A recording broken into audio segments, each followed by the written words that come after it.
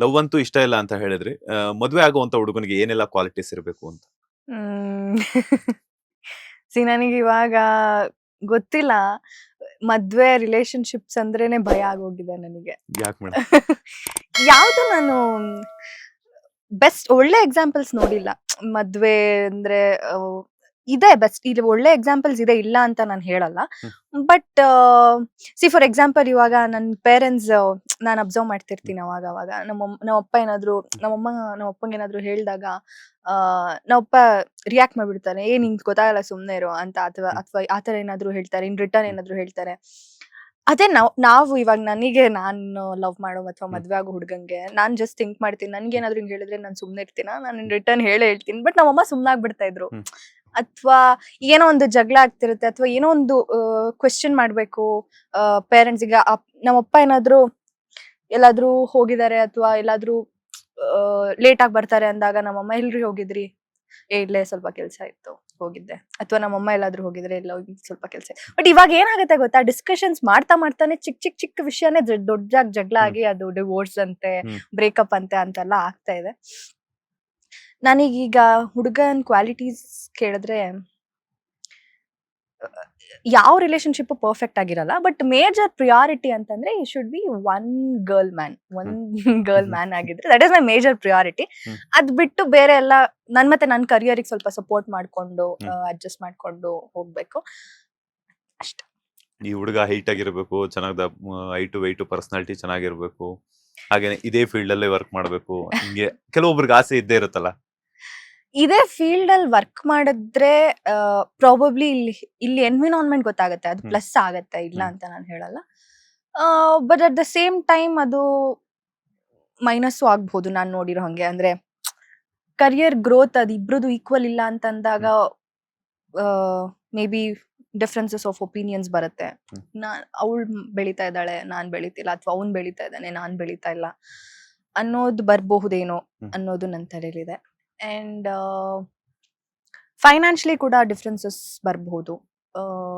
ಎಷ್ಟು ಪ್ಲಸ್ ಇದೆಯೋ ಅಷ್ಟೇ ಮೈನಸ್ಸು ಇದೆ. ಸೇಮ್ ಒಂದೇ ಸೇಮ್ ಫೀಲ್ಡ್ ಅಲ್ಲಿ ಆದ್ರೆ ಒಂದೇ ಫೀಲ್ಡ್ ಅಲ್ಲಿ ಆಗಿರೋದ್ರಿಂದ, ಅಂದ್ರೆ ಒಂದೇ ಫೀಲ್ಡ್ ನನ್ ಮದ್ವೆ ಆದ್ರೆ ಎಲ್ಲಿ ಎನ್ವಿರಾನ್ಮೆಂಟ್ ಹೇಗಿದೆ, ಹೆಂಗಿರುತ್ತೆ ಇಲ್ಲಿ ಅನ್ನೋದು ಗೊತ್ತಾಗುತ್ತೆ. ನಾನು ಅವ್ರಿಗೆ ಕ್ಲೀನ್ ಆಗಿ ಎಕ್ಸ್ಪ್ಲೇನ್ ಮಾಡೋ ಅವಶ್ಯಕತೆ ಇಲ್ಲ, ಇಲ್ಲಿ ಹೆಂಗಿರುತ್ತೆ ಏನು ಅನ್ನೋದು ಅವ್ರಿಗೆ ಗೊತ್ತಿರುತ್ತೆ.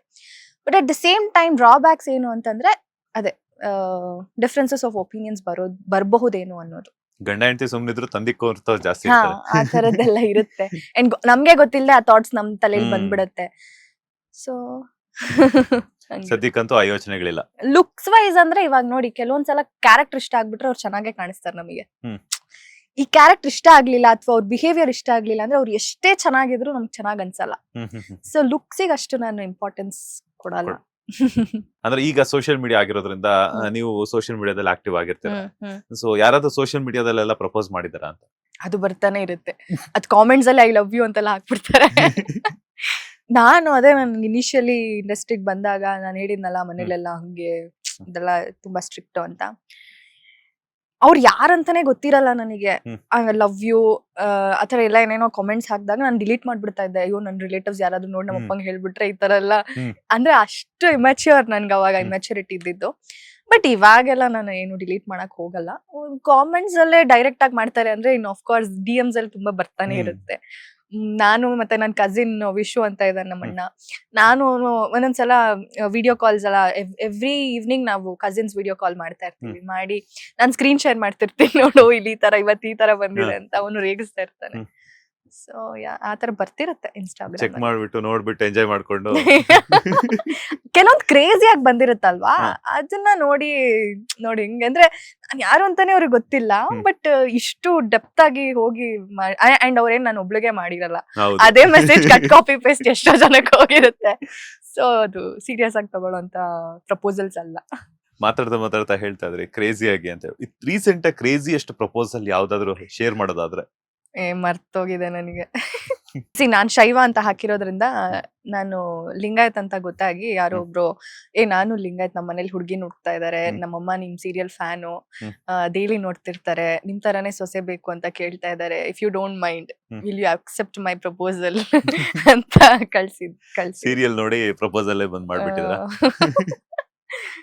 ಆತರ ಬರ್ತಾ ಇರತ್ತೆ. ನೀವ್ ಅವ್ರಿಗೇನ್ ರಿಪ್ಲೈ ಕೊಟ್ಟಿದ್ರಿ? ನಾನ್ ಅಕ್ಸೆಪ್ಟೇ ಮಾಡಲ್ಲ. ನೋಡ್ ಸುಮ್ನಾಗೋದಷ್ಟೇ. ನೋಡ್ ಸುಮ್ನೆ ಆಗೋದಷ್ಟೇ. ಅಂಡ್ ಅಕ್ಸೆಪ್ಟ್ ಮಾಡಿತ್ತು ಅಂತ ಇಟ್ಕೊಳ್ಳಿ, ಕಾಫಿ ಆಯ್ತಾ, ಗುಡ್ ಮಾರ್ನಿಂಗ್, ಗುಡ್ ನೈಟ್, ತಿಂಡಿ ಆಯ್ತಾ, ರಿಪ್ಲೈ ಮಾಡ್ಲಿಲ್ಲ ಅಂತ ಇಟ್ಕೊಳ್ಳಿ, ಏನ್ ಆಟಿಟ್ಯೂಡ್ ಅಲ್ಲ, ಒಂದ್ಸಲ ರಿಪ್ಲೈ ಮಾಡಿ ಸುಮ್ನಾಗ್ಬಿಟ್ರಿ. 100%. So better I not accept. ಅಲ್ಲ, ರಿಪ್ಲೈ ಮಾಡಿದ್ರು ಕಷ್ಟ, ರಿಪ್ಲೈ ಮಾಡಿಲ್ಲ ಅಂದ್ರೂ ಕಷ್ಟ. ಅದಕ್ಕೆ ಅಕ್ಸೆಪ್ಟೇ ಮಾಡಲ್ಲ. ಬೇಡ.